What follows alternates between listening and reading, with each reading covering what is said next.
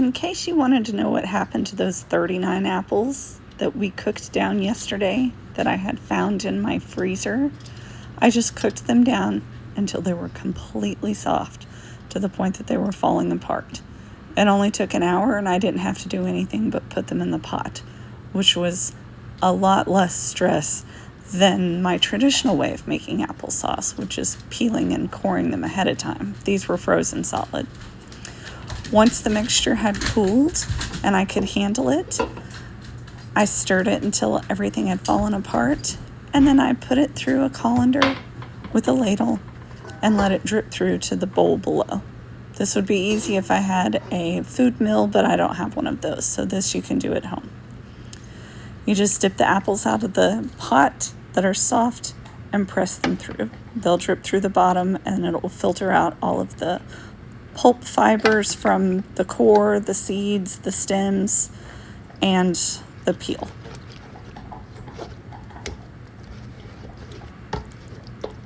After we had all of that done, it probably took about maybe 20 or 30 minutes to get all 39 of those apples through the sieve. I ended up with a small amount of pulp left over that was going to go into my compost, and I had about 22 cups of pure applesauce. Here you see me adding a tablespoon of cinnamon. I don't add anything else to my applesauce, no lemon juice, no sugar, no vanilla. Some people do.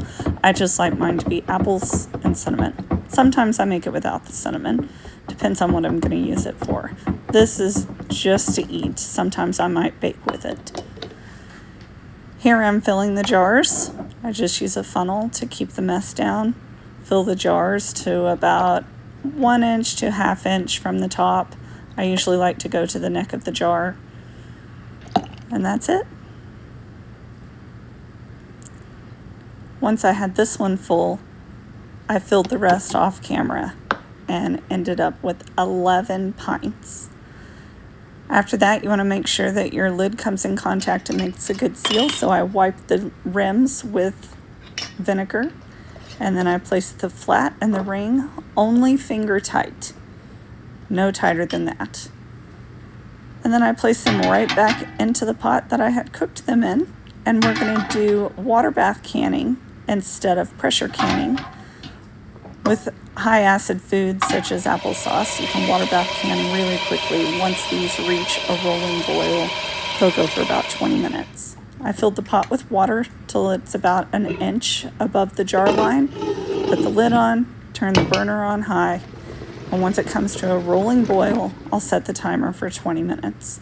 20 minutes is for my elevation where I live. It might be different for you, so you'll have to check that. Once they had cooled in the pot for 5 minutes after my timer had gone off, I pulled them out.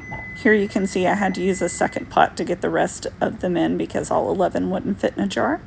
And now I have 11 pints of applesauce and an empty freezer drawer.